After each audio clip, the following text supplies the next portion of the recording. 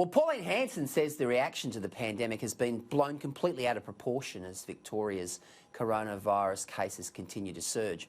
The One Nation leader has also persisted in calling for Australia to get moving again, pressuring the Queensland Premier to reopen borders and lift restrictions. She joins me now, One Nation Senator Pauline Hanson, as she does every Monday night. Pauline, great to see you. Now, look, tomorrow's D-Day in Queensland, in many respects, with the Premier to announce whether, in fact, she'll lift the border restrictions. Are you hopeful that sanity will prevail? No, I don't think she will.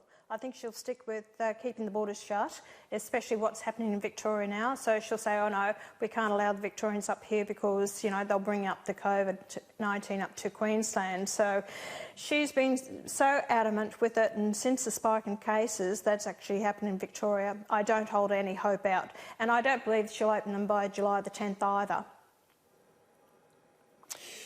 Pauline, the CMO, the Chief Medical Officer in Victoria, Brett Sutton, said today that it's going to get worse before it gets better in Victoria. Now, you would have heard my opener. How ironic that Andrews, the man they call Chairman Dan, came down so hard on the Victorian people in so many respects, and now we've got this situation where there's been a spike. And last week you and I spoke about this, and you know, it had been a spike. Now, no one's saying it's a second wave yet, but it's certainly concerning, isn't it?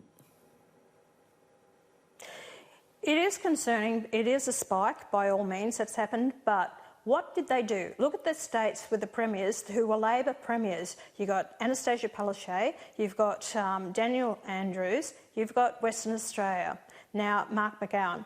What did they do? They allowed those protest rallies to proceed.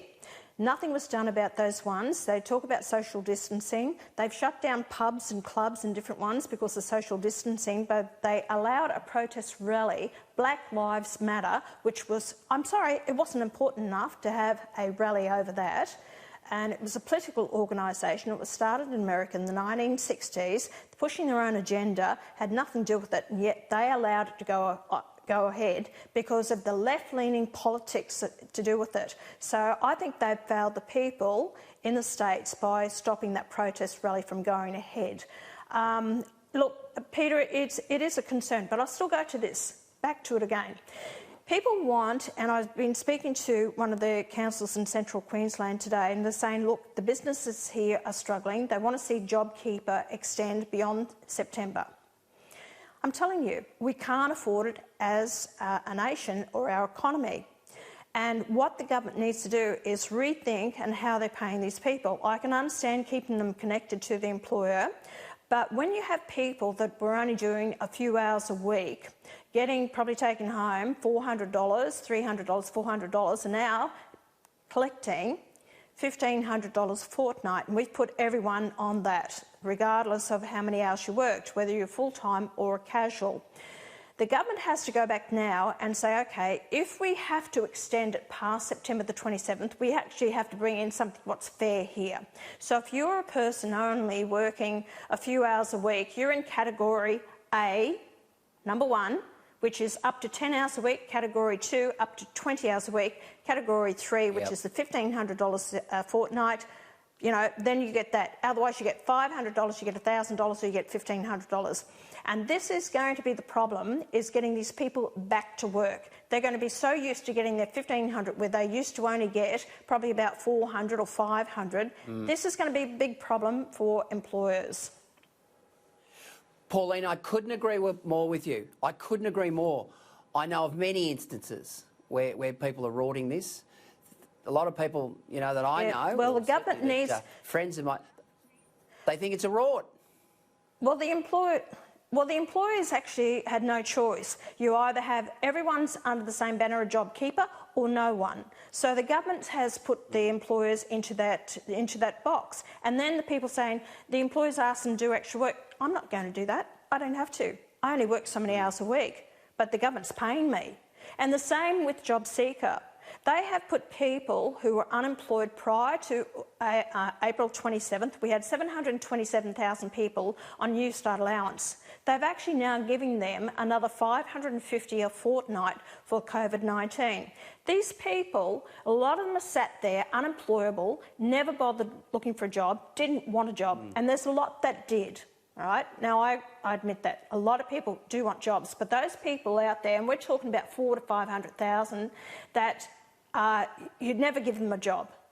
They don't want a job. And we have increased their pay at a cost to the taxpayer. So what I've said all along, you can't keep expecting the federal government to pay this, and the money comes from the taxpayer. Everyone who's out there contributing in the taxes by way of GST, people who are actually paying, their PAYE, tax, we're contributing to that. Now, these people are going to have an attitude, I don't have to work, I'm getting paid to sit at home, I'm getting more money now, why do I want to go out to work? We have a big problem. The welfare culture. It's going to be huge, Peter. Yeah, I agree. It is. It's the welfare and we pay out culture. about 100. Now, prior to this, we're paying out $180 billion a year in welfare in this country.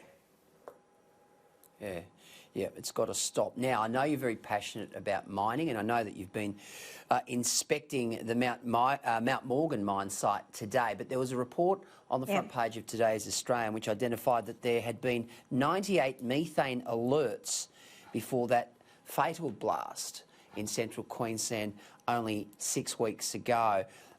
Do you think we're adequately and properly protecting our miners in this country? In this case, no, we are not, because that was picked up a couple of years ago about the high levels of methane, and the company were warned about it to actually, control the methane, and it wasn't done. I feel for these miners, it's a dangerous job.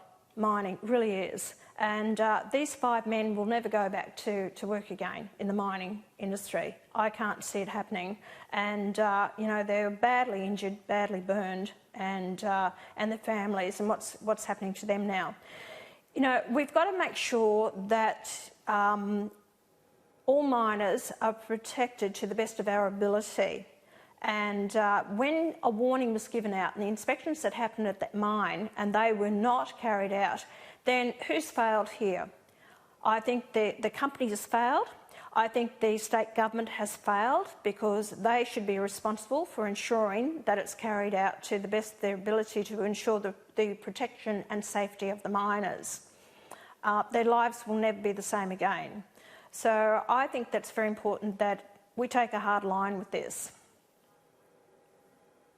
Well, I think not only take a hard line, Pauline, but I mean, these inquiries, and there is an inquiry into the Grosvenor mine disaster, I mean, they need to get to the bottom of this. I mean, we owe it to these people and their families that we get to the bottom of what actually caused this. Correct, of course we do, and that's what I'm saying. But then again, someone has to come back and make the tough decisions, and hold them accountable, because these miners will never have their lives, the same again, never. And we've got to ensure that the safety of people in this industry are looked after. Look, mining is very important to Queensland. And I'm not going to advocate that we shut down mining. It is so important to jobs for Australians and what it provides, the coal, not only to our own country, but we need the coke and coal to make steel. You have to have coke and coal to make steel. But, it's very important. As you said, I went to Mount Morgan today. Now that's been shut down since 1982. Now, it was a gold producing, plus silver, a bit of silver, but mainly gold producing. Do you know the Mount Morgan mine, it actually pulled the state out of debt twice. That's how much gold. Yeah. And if you can imagine that, well, that's how important mining is, Paul. The amount of gold out of a tonne. That's how important. Well, out of a tonne. And now it's yes, gold. It is. Yeah. Now it's gold. Well, it is coal, but they're now looking at opening up the Mount Morgan again.